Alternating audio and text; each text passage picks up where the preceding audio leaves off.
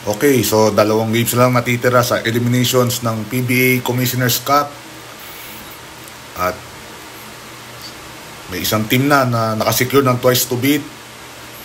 Habang dalawa pa rin ang natitirang slots na available sa quarterfinals ng second conference.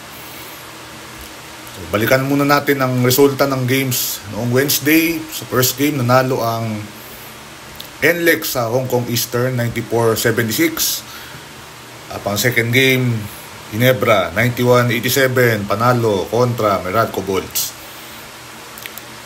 Ang bang ibig sabihin nung resulta?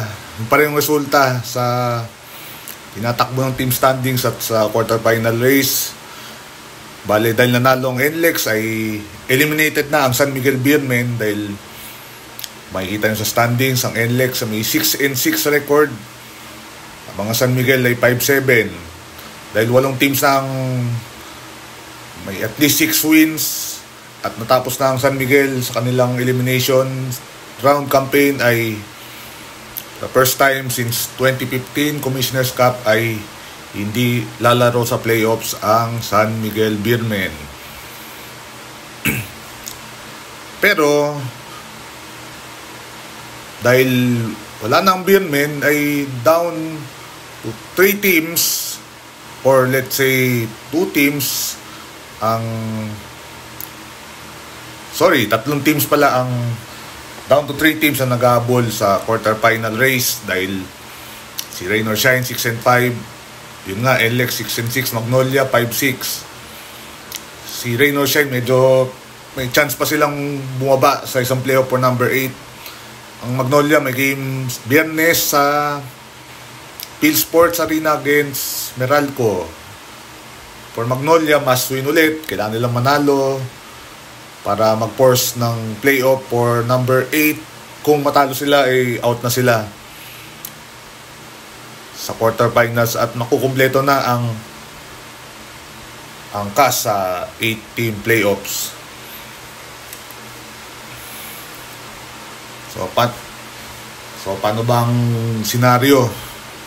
Going to Friday's doubleheader, ang Magnolia kakalabayan ng Meralco, first game, second game TNT and Rain or Shine.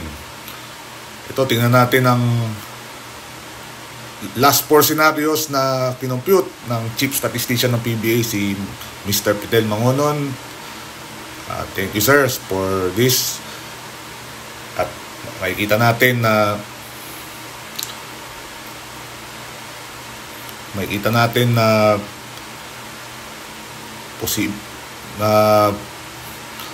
natin dito na medyo malinaw na yung explanation dito, pero may mga teams pa rin na either ma-eliminate sila, maglalaro ng playoff, or magiging twice to beat disadvantage or best of 3.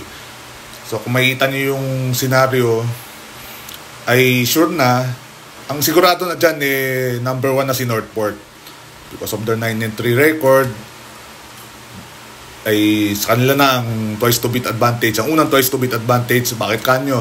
Kasi natalo ang Meralco sa Ginebra sa score na 91-87. Ang Meralco kasi they came in needing to win the last 2 games para masecure ang twice to beat advantage. Pero yun nga, nabigo sila against Ginebra na kahit ano man yung mangyari sa game nila against Meralco, assured na sila of playing a best of 3. Nagkakatalo na lang yun sa seeding.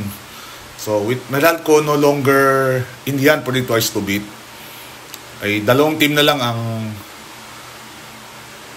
nag-aabol dun sa number 2 seed sa playoffs. Ayan ay ang TNT at ang Converge.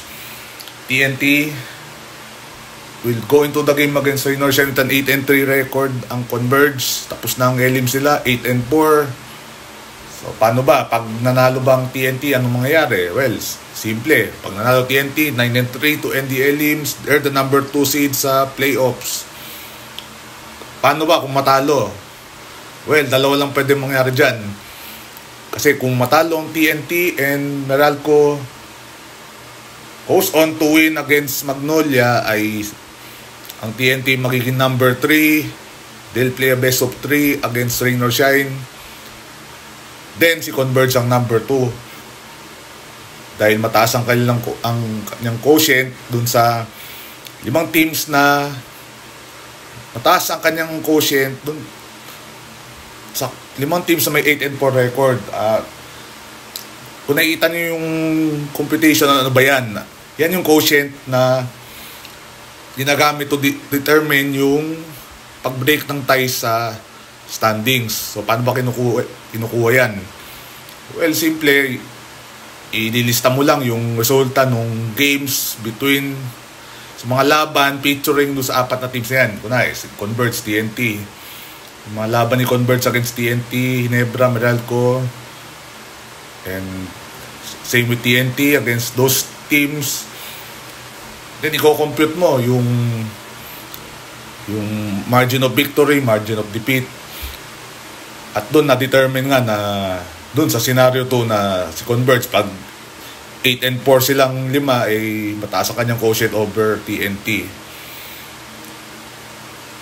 So, pati rin yan same din sa computation sa situation ng NLEX, Magnolia, and Rain or Shine. Dahil pag pareho silang 6-6, gamitin yung mga resulta nung game sila against each other. And kung nakikita nyo, if mag 6-6 pareho ang NLEX, Magnolia, and Rain or Shine, it will be NLEX getting the number 7 seed. Then maglalaro ng playoff for number 8 ang Magnolia and Rain or Shine. Ang narinig natin, they'll play that playoff on Sunday. But kung si Rain or Shine matapos sa 7-5, it will be Magnolia and NLEX. If Magnolia wins, they'll play a playoff on Sunday. Ito pa pala, kung si Rain or Shine ends up at 7-5 with a win over TNT, ay mauna nila ang Eastern, ang Hong Kong Eastern. Habang ang Eastern, dahil natalo sila, their last 2 games natalo sila, bababa sila sa number 7. They'll play either Converge or TNT sa quarterfinals, needing to win twice para makapasok sa semifinals. Grabe yung binagsak ng Eastern dahil siguro napagod na rin sila sa busy schedule nila. Naglalaro sila sa domestic league. Then may ESL pa sila. Then lumilipad din sila papunta dito sa Pilipinas to play their PBA games. So matigas catching up with Eastern, but still Eastern very highly quality team na hindi basta i-smallin sino man makakalaban nila.